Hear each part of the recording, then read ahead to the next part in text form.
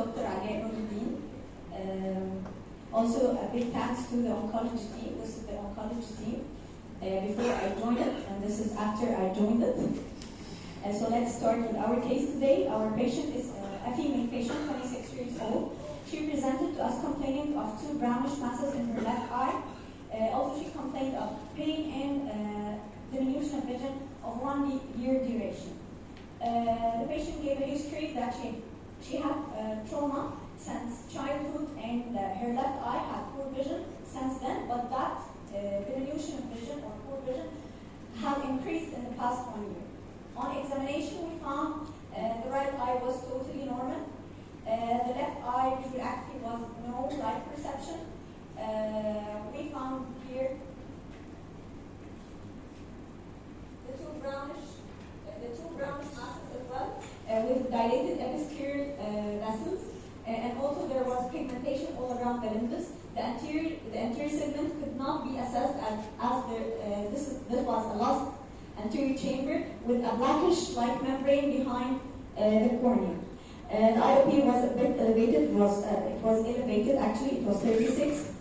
So we requested ultrasound that came out with a fractional retinal detachment. That's compatible quite with the trauma history, and there was a tissue of medium erogenous echogenicity that we couldn't know what was that. We also requested UVM. We found an anteriorly dislocated cataractus lens, and this tissue, which we thought that maybe an old lymphoma. This is the retroperitoneal thing. Maybe Dr. Zainab will help us after we finish. And there was an iridocerebral cleft here, and this was also compatible with the history of trauma. But also we found here that there is a very, this is the UVM done above the 2 masses we saw. We found the two masses of medium echogenicity. Here we see a very thin sclera, and here there is no sclera, and this is a heterogeneous conjunctiva. This was quite suspicious, so we asked for a PET CT scan, and it came out that there is a metabolically active left eye neoplasm. So since it's a blind painful eye and very highly suspicious of malignancy, we proceeded to inoculate this globe and sent to the pathological examination. So the pathology report came out to confirm that this is a ciliary body melanoma and with optic nerve margin infiltration. So regarding the uveal melanoma, is the most common primary intraocular malignancy in adults. It represents 3 to 5% of all melanoma. Of course, the highest predominance to the choroidal melanoma, 85 to 90%. Then the ciliary body melanoma, 5 to 8%, and the 3 to 5% for the iris melanoma. Risk factors: people who are more or less to develop ciliary body or iris melanoma, the white population with light-colored irides, people with nevi, people with congenital oculodermal melanocytosis, xeroderma pigmentosum, and of course family history of melanoma. It arises from melanocytes of the uveal tissue, either de novo or on top of nevus. The histopathological types, the original calendar, and this is an old classification of the melanoma. There was 6 types: the spindle A, spindle B, the Metz cell type, the epithelioid, the vesicular, and the necrotic. But nowadays, after the American Joint Committee, we tend to classify them to 3 subtypes: the spindle, the epithelioid, and the Metz cell. And the more predominance of epithelioid cell, the worse prognosis and more malignant is the melanoma. And here's the difference between the different shapes of cells. The spindle cell type, which is have better prognosis. They are tightly packed together with no clear boundaries between the cells. While here, as we see, this is the Mexican type. Here are the spindle cells where there is no distinct boundaries between the cells. But here, there's the element of the epithelioid cells where there are clear boundaries of the cells, and they are not tightly packed together.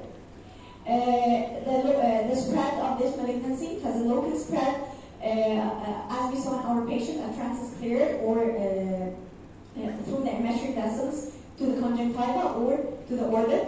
The most important spread, and this is why the people die from melanoma, is the liver metastasis, and this is actually a post-mortem autopsy for a patient who had a choroidal melanoma and it has metastasized to the liver, and also less commonly to the brain or to the skin. The signs, the important signs to diagnose ciliary body melanoma or to suspect, first of all, the dilated episcleral vessels, what we call sentinel vessel, and it was in our patient. Also, it may cause a localized lens opacity subluxation or astigmatism, and it may invade through the sclera, or if there's a posterior extension, there will be a retinal detachment, and of course, if there is a necrosis in the tumor, this will lead to anterior uveitis, and the patient may present with anterior uveitis. So we come across some unusual presentations in the literature. There is a case who presented with a staphyloma, as we see here. Another unusual or rare presentation is the ring melanoma. And actually, this is a poor prognosis melanoma that's difficult to diagnose, as the patient may present with refractory glaucoma, and you have to search for it and do careful gonioscopy in order to find this type of melanoma.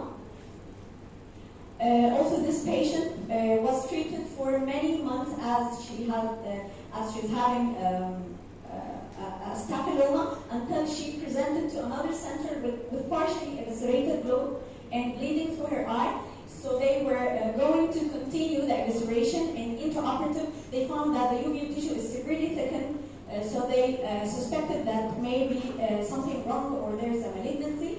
They did inoculation, and the histopathological examination came out that this is a malignant melanoma. So don't take staphyloma lightly. There may be a mass or a melanoma behind that. Here we come to the hero of our case. The thing that led us think that there's something wrong is the UVM. Actually, it's important and is our third hand in the diagnosis, because most small ciliary body melanomas sometimes they cannot be seen by the slit lamp or gonioscopy or indirect ophthalmoscopy, but the UVM can detect that. It provides useful information about tumor extension into the iris or the ciliary body. And if we suspect something, we have to do the sequential clock-hour imaging to evaluate the lateral spread of the tumor within the ciliary body. Sometimes in the UVM, like the loss of the normal acute shape of the anterior chamber angle, as we see here is the convex shape of the angle, and here loss of the normal configuration of the angle. Also, we can see a tissue of medium heterogeneity in the anterior chamber.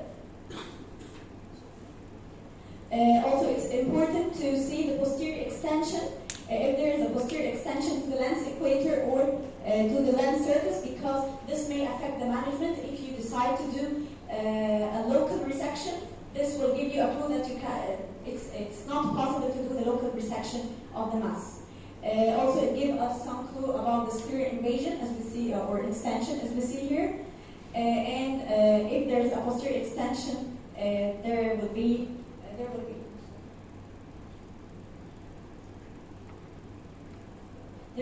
a serious retinal detachment in fluid, as you see here. Also, it can differentiate, like we suspected that this is a staphyloma.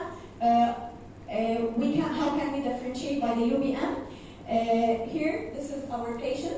There is actually a mass, but here there is no mass.